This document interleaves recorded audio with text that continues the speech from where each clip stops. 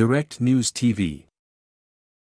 8 people are missing in the fiery collapse of the Marseille building.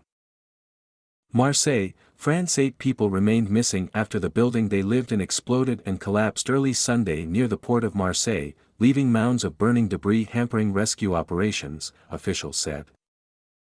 More than 100 firefighters worked against a ticking clock to extinguish flames deep within the rubble of the 5-story building, but more than 17 hours later, the situation is not yet stabilized, Marseille prosecutor Dominique Laurens said at an evening news conference.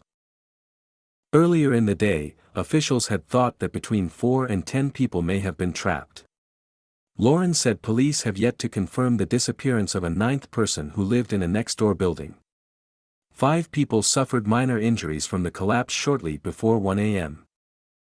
Marseille Mayor Benoît Payen said 2 buildings that share walls with the one that collapsed were partially brought down before one later caved in, another complication in the search and rescue operation. The buildings were among the evacuated structures. Drones and probes have been used to examine the scene for signs of life. The burning debris was too hot for dogs in the firefighters' K9 team to work until Sunday afternoon, though smoke still bothered them, the prosecutor said. "We cannot intervene in a very classic way," Interior Minister Gérald Darmanin said during a morning visit to the site.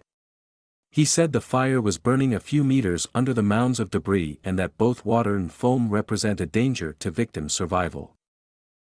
An investigation has been opened for involuntary injury, at least initially sidestepping possible criminal intentions. A gas explosion was among the tracks to check, said Laurens, the prosecutor. But the start of the probe also was limited by the heat of the blaze. The flames weren't pink. They were blue, Payen said. Firefighters, with the help of urban rescue experts, worked through the night and all day Sunday in a slow race against time.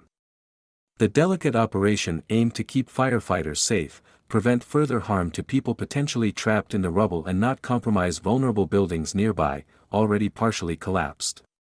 Some 30 buildings in the area were evacuated, Darmanin said. Laurens, the prosecutor, said that firefighters are really in a complicated situation, dangerous for them. Work is progressing but with safety precautions, she said. "We heard an explosion, a very strong explosion which made us jump, and that's it," said Marie Siret, who was among those evacuated.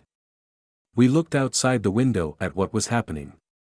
We saw smoke, stones, and people running." The building that collapsed is located on a narrow street less than a kilometer, a half-mile, from Marseille's iconic old port, adding to an array of difficulties for firefighters and rescue workers. The prosecutor said the building and those next door are not at all substandard buildings. Robots were reportedly being deployed.